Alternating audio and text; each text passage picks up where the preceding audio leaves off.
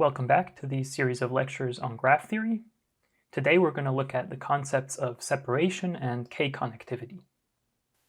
Last time we defined what it means for a graph to be connected.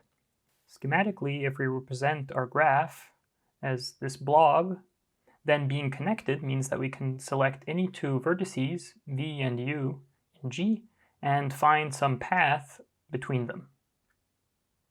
Now it's possible that there could be more than one path between v and u. For example, we could have this blue path that also goes between v and u, and that is independent of the orange path. Remember that for two paths to be independent, this means that their internal vertices are disjoint. Or in other words, the only place where they meet is in their endpoints. Of course, two paths don't necessarily need to be independent, so we could have some other path between v and u that intersects both of the other paths. So this red path would be independent of neither of the other two paths. Let's assume now for the moment that these three paths are the only paths that we have between v and u in our graph G. We can now ask the question, what would it take for us to separate the vertices v and u? Intuitively, we'd want to introduce some cut into G in such a way that we no longer can get from the vertex v to u. For example, if we were to delete all edges and vertices that occur schematically on this yellow zigzag line, then if we wanted to somehow get from v to u, this would be impossible because we have to cross this zigzag line. Because we've assumed that these three paths that I've drawn are the only three paths between v and u, we can be a bit more specific. For example, if I was to remove three vertices marked in yellow from these paths, then no matter which path we try to take from v to u, we would run into one of these yellow vertices that I've removed, and we would no longer be able to get from v to u. For example, if I start along the orange path, and then maybe I go along the red path, then I'll bump into one of the yellow vertices that we've removed. So going this way isn't a viable option. The same goes for all other possible ways from v to u. All of them will run into one of the yellow vertices at some point. Now in this example, the way I've chosen the yellow vertices isn't optimal. In fact, if I choose this crossing between the red and the orange path and some other vertex along the blue path, then I can get a smaller set of vertices that still impedes all paths from v to u. In fact, this is the smallest set that will do the job, since the orange and blue paths are independent from each other. Therefore, we need to select some vertex on the orange path and some vertex on the blue path in order to impede all paths that go between v and u. Instead of removing vertices, we could also think about removing edges from our graph G. For example, I could remove three edges that occur in these parts of the paths, and then again I would block all paths going from v to u. Let's formalize these ideas we've been discussing in the following definition. We let G be a graph with vertex set v and edge set e. Moreover, we let A and B be subsets of v. And finally, we let X be a subset of the vertex set unioned with the edge set. Thus, schematically, we have some set of vertices A, some set of vertices B,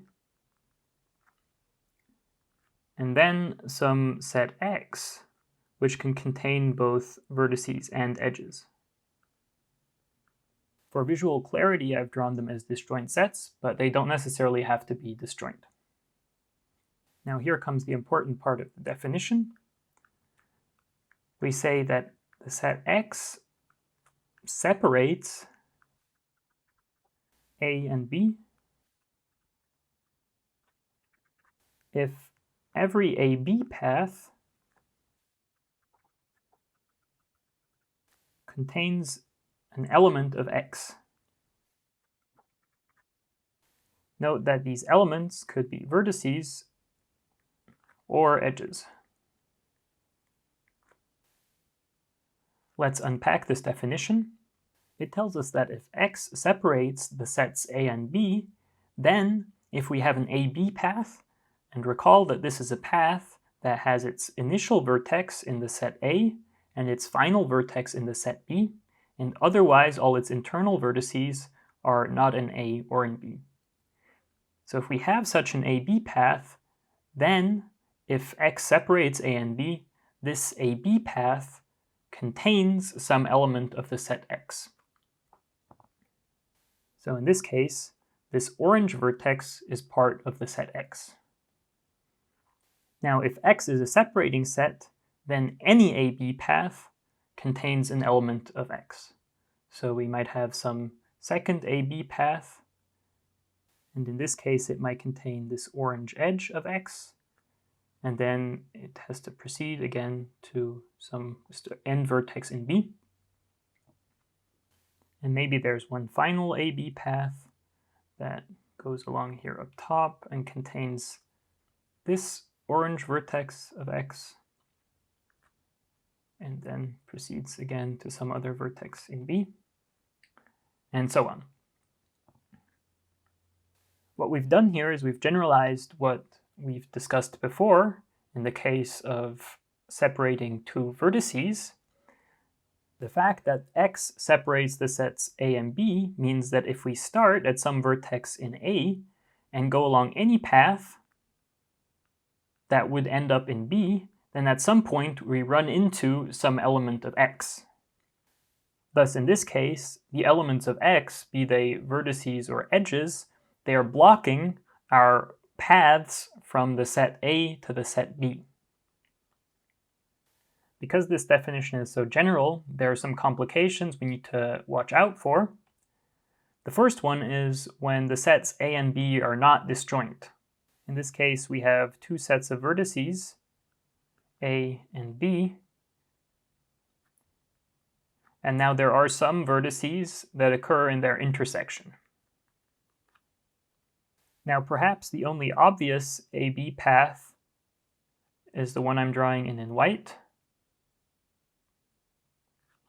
So we might think that if we choose, say, this red vertex as our set X, then X would separate A and B.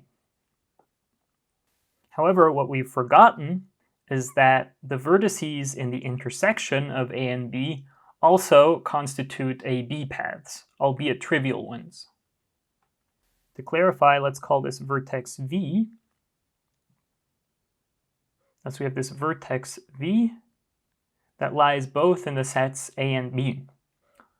Now if we look at the trivial path that just contains the vertex V, so this is the trivial path of length 0 from V to V, then its initial vertex is V, and its initial vertex is in the set A, and its final vertex is also V, and its final vertex is in the set B.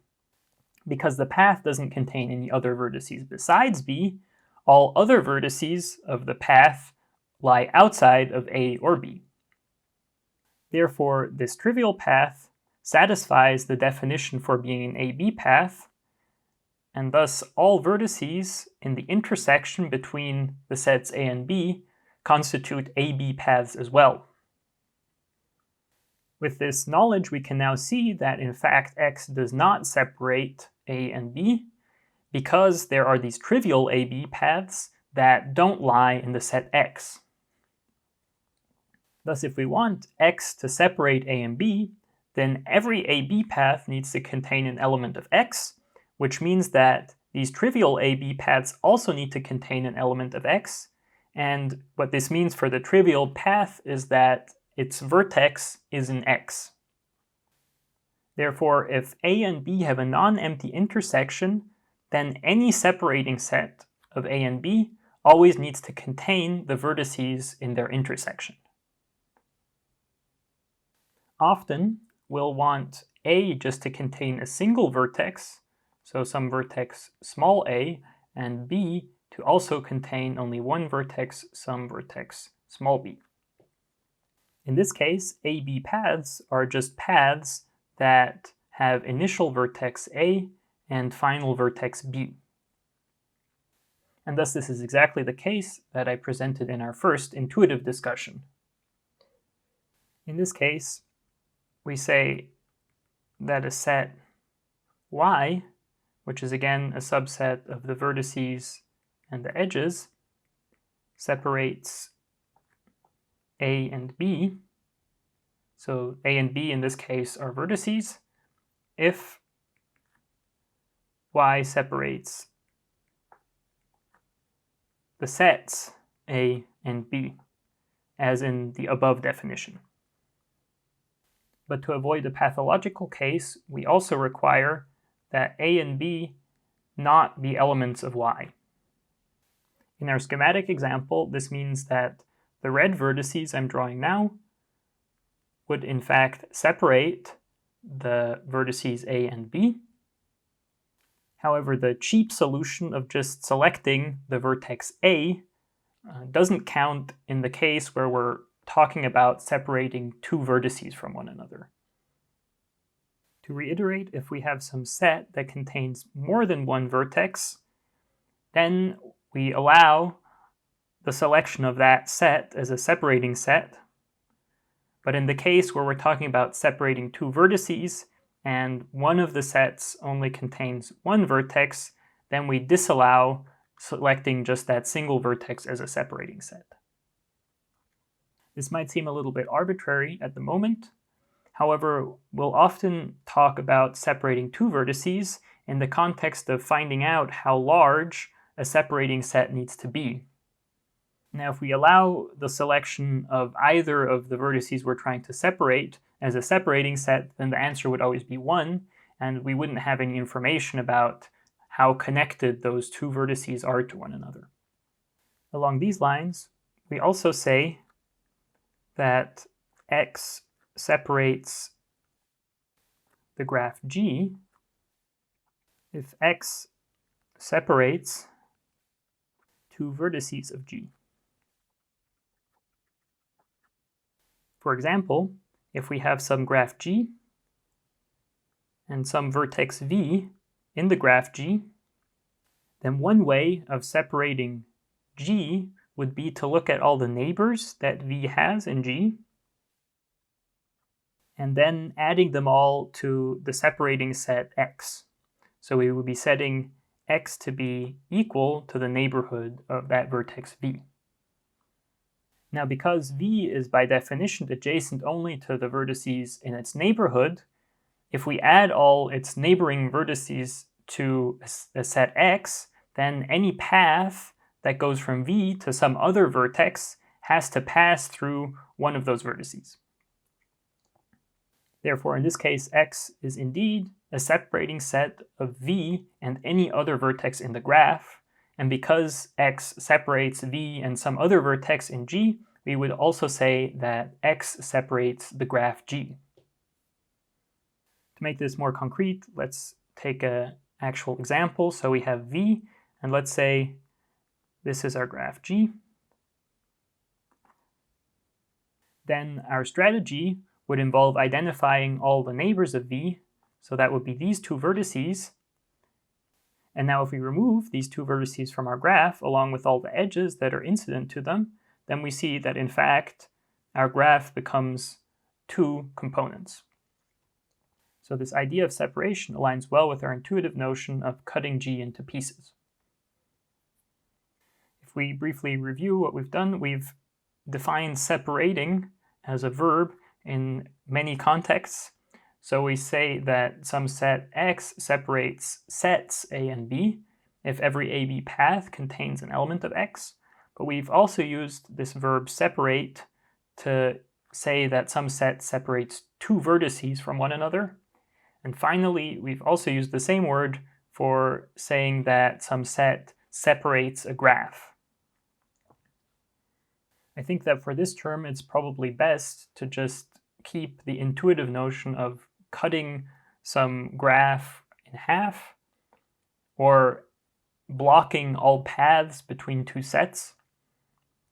And then if that intuitive notion doesn't align with something that one is reading in a proof or so on, then one can revisit again and see that there are some nuances. Namely, if we say that we're separating two vertices, then either of those vertices isn't allowed to be in the separating set. And also the issue I mentioned before with the intersection of two sets having to be in a separating set. There are a few cases that come up often, and so we give them names. The first one is that of a cut vertex. Intuitively, if we have some graph G, and the blobs I'm now drawing are the connected components of G. Now a cut vertex is a vertex in some component of G that separates two other vertices in that same component. For example, we could have a vertex X, we could have a vertex A and a vertex B, and then X would have to separate the vertices A and B. In other words, this means that every path between the vertices A and B has to go through X. Thus, removing X from this component gives two smaller components, one of which contains A and the other of which contains B. So I'll indicate X again. So we've removed X, and X was connected to this component and was also connected to this component. But if we remove X, then we separate that component that X was in. As a concrete example, consider the following graph.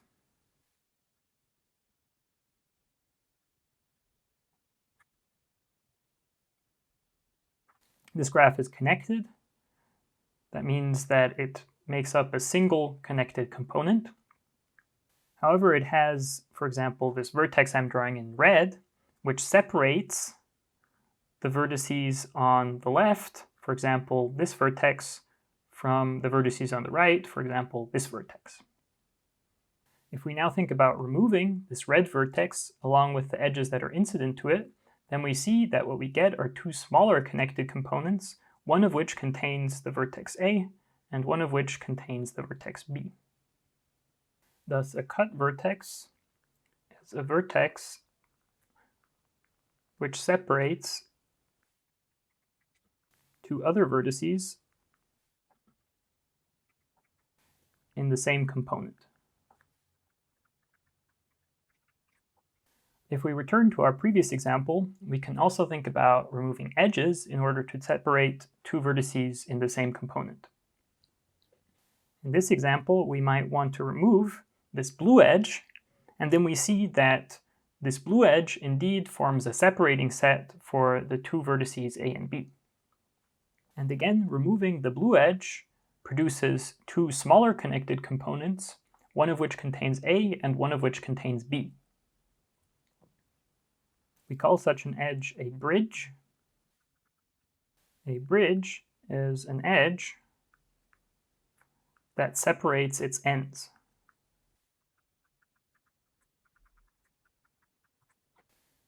Cut vertices and bridges lie on one end of the extreme because removing a single vertex or a single edge separates our graph. On the other hand, it's not hard to come up with graphs that don't have any cut vertices or bridges. For example, if we look at this 4 cycle, if we remove any of its vertices, then we still get a graph that's connected. Similarly, if we remove any of its edges, then we also still get a graph that's connected. This shows that this 4 cycle doesn't have any cut vertices or bridges. On the other hand, we can remove 2 vertices from this 4 cycle, so the 2 opposite corners, and in this case, if we remove those vertices and their incident edges, then we disconnect the graph. Similarly, we can also remove any 2 edges from the graph in order to disconnect it. Therefore, we've seen that removing either one vertex or one edge is not enough to disconnect this 4 cycle. However, removing either 2 vertices or 2 edges does the job. Thus, in general, we might want to know what the minimum number of vertices or edges is that we can remove from a graph in order to disconnect it. And this is precisely the notion we'll look at next.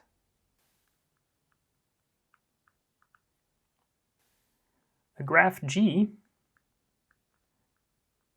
with vertex set V and edge set E is called k-connected if G has strictly more than k vertices and G without x is connected for all subsets of vertices x with the size of the set x being strictly smaller than k.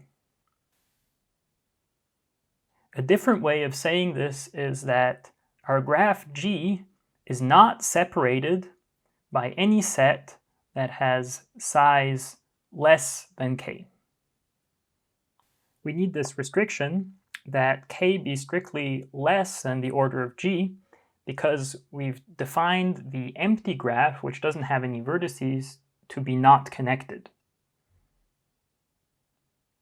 This definition is a little confusing, so we'll run through a few examples. First, let's again look at the for cycle we had previously.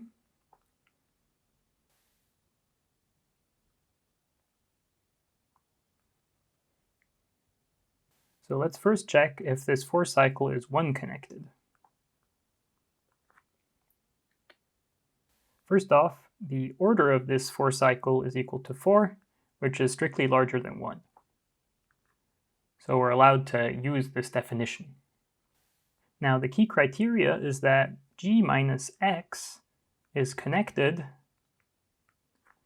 for all subsets of vertices x sub the vertices of G where the size of x is strictly less than k. In our case, we're checking out one connectivity, so k is 1. So actually, we're looking at subsets of the vertices that have size strictly less than 1, and the only such set that exists is the empty set. So the only thing we need to check is if G without the empty set is connected, and this is indeed the case since the for cycle is connected. So we've successfully determined that the for cycle is one-connected. Next, we'll see if the for cycle is also two-connected. Again, we have that the order of G is equal to 4, which is strictly larger than 2. Now we look at all subsets x of the vertices of this graph where the order of x is strictly less than 2. And then we need to check if G minus x is connected. In this case, the fact that we have strictly less than 2 elements in X means we only need to look at the one element subsets of vertices. So one such subset would use just this corner vertex, and then we need to see if G without this vertex and its incident edges, if this graph is connected, and yes, this is the case. Similarly, if we take any other vertex and delete it along with its incident edges, then we always get a connected graph. So in fact, this for cycle is also two-connected. Finally, we can see if the for cycle is also three-connected. Again, the order of G, which is 4, is strictly larger than 3, so we're allowed to apply this definition. Now we need to check subsets of the vertices that have strictly less than 3 elements, so we're looking at 2-element subsets. For example, we could take these two vertices and then look at G minus x, so that's by deleting these two vertices along with their incident edges, and in this example, deleting those two vertices still leaves a connected graph. However, if we choose the two opposing corners and then delete this subset along with the incident edges, we disconnect our graph. Therefore, this red set is a set X that has size strictly less than 3, where G minus X is not connected. Therefore, this for cycle does not fulfill the definition for kConnectivity for k equals 3. We could now try to also check if the for cycle is for connected. However, now because we have this condition that the order of G, which is 4, has to be strictly less than k, we would have to have that 4 is strictly less than 4, which is not the case. So we already know in the beginning that this graph is not for connected. Thus we've seen that the for cycle is 1 connected, 2 connected, but not 3 connected. Let's look at another example. If we add more edges to the for cycle, then we get the so-called complete graph on 4 vertices. Whenever we have a graph on n vertices that contains all edges we can possibly add between those n vertices without having multiple edges, we call that graph the complete graph on n vertices. So this would be the complete graph on 4 vertices. And we abbreviate it by K4. Because this complete graph on 4 vertices contains the for cycle as a subgraph, it is also 1 and 2 connected by the same arguments we used for the for cycle. Thus it only remains to check if it is also 3 connected. For this we take any 2 vertex set of vertices and check if removing those vertices along with their incident edges disconnects the graph. For example, deleting the red vertices along with their incident edges gives a single edge, which is connected. And in fact, the situation is completely symmetric, so it doesn't matter which 2 vertices we choose. If we choose these 2 vertices, the same thing happens. Deleting them along with their incident edges yields an edge with their endpoints, which is again connected. So in fact, the complete graph on 4 vertices is 3 connected. Because being 3 connected also implies being 2 connected and being 1 connected, we're usually interested in the largest number k such that a graph is k connected. And we call the largest integer k such that G is k connected the connectivity of G. Thus G can be k connected for many different values of k, but we call the largest such value its connectivity. And we write kappa of G to denote its connectivity. For example, we previously saw that kappa of the complete graph on 4 vertices is equal to 3. Also, the connectivity of this for cycle, which we can denote C4, is equal to 2. As a final example, if we look at some graph G that is not connected, then it doesn't even have connectivity 1. So we consider this graph here, G, that has 2 components, and in order for G to be 1 connected, G would have to be connected from the start, because we're removing an empty set from G and asking if G minus the empty set is connected. But this is not the case, so G isn't even 1 connected. Therefore, the connectivity of this graph is 0. This means that the definition of connectivity, in the sense that we defined earlier, namely that there's a path between any 2 vertices of G, coincides with the definition of 1 connectivity. Or in other words, a graph G is connected in the sense we defined in the previous video precisely when it is one-connected.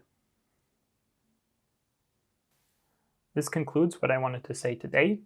Next time, we'll be looking at k-edge connectivity, which is the analogous concept to kConnectivity. So we ask how many edges we can remove from a graph and still have it be connected. After that, we'll also see how connectivity and edge connectivity are related with one another.